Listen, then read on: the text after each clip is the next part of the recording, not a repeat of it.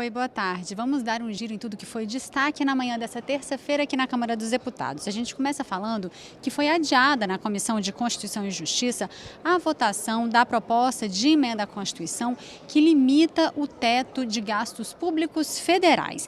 Essa proposta é considerada prioritária pelo governo interino do presidente Michel Temer. Por enquanto, a CCJ discute apenas se a proposta é constitucional, é a chamada admissibilidade. Se ela for aprovada nessa etapa, é criada então uma comissão especial que vai discutir essa PEC. A discussão foi suspensa, no entanto, por um pedido de vistas. Vamos ouvir o que falou sobre isso, sobre essa proposta, o relator, deputado Danilo Forte. Ninguém quer continuar com o descontrole que está nas contas públicas do país. Está aí o déficit em cima de déficit, o país não se reencontrando e a gente precisa de um limite para isso. É igual o orçamento de uma família. Se gasta mais do que arrecada, termina na inadimplência ou termina, inclusive, sendo importunada por um oficial de justiça numa execução judiciária. Assim é o país precisa se arrumar.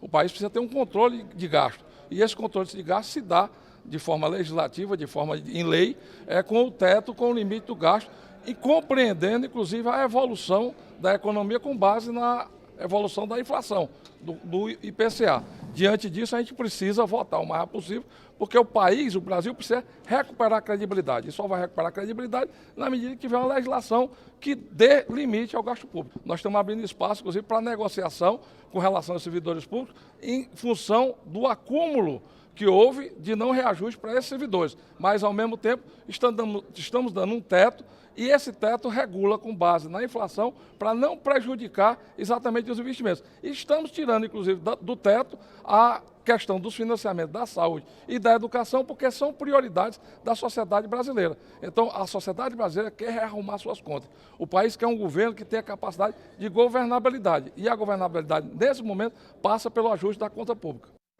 Hoje teve também reunião da CPI do CARF, convocada para leitura e discussão do relatório final. Mas toda a discussão entre os deputados ficou em torno do questionamento de integrantes da CPI sobre o seu fim, sobre a interrupção dos trabalhos, a não prorrogação dos trabalhos da CPI do CARF. Quem falou sobre isso foi o deputado Bacelar, que é relator da CPI do CARF. No início das sessões ouvimos a Receita, ouvimos alguns agentes e ficou por isso mesmo. Manobras regimentais aqui na CPI não permitiram que ela desse avanço e que continuássemos apurando como deveríamos apurar a nossa CPI. E eu, como relator e pela prudência que tenho, eu esperava que os 4 elos da cadeia fossem ouvidos.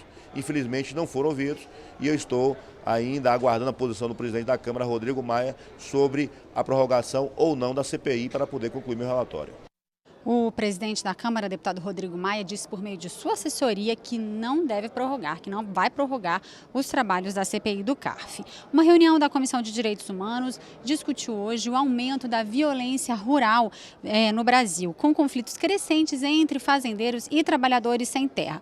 O procurador federal João Akira Omoto foi uma das pessoas que foi ouvidas pela Comissão de Direitos Humanos. Ele disse que a falta de uma política de reforma agrária é o que causa no Brasil o aumento desse tipo de conflito. Existe um desmonte efetivo, na verdade a ausência histórica de uma política voltada para uma reforma agrária, há um déficit no que diz respeito ao reconhecimento de populações e territórios de populações tradicionais, e isso tudo obviamente tem resultado num conflito por conta da concentração de terras na mão de poucas pessoas, na verdade, em detrimento de uma imensa maioria que reclama, que pede acesso à terra, até como um direito humano, direito humano à moradia, direito humano à produção do seu alimento, à alimentação adequada, enfim, e que o Estado brasileiro vem falhando.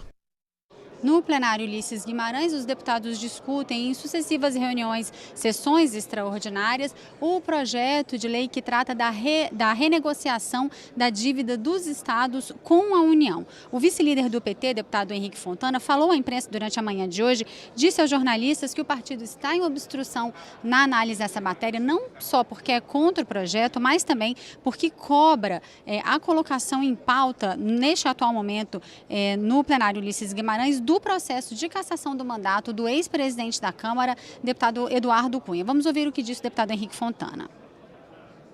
Desde o dia 18 de julho, o presidente da Casa, Rodrigo Maia, tem o processo de cassação do deputado Eduardo Cunha pronto para votar em plenário. e ele ontem se negou a ler este processo.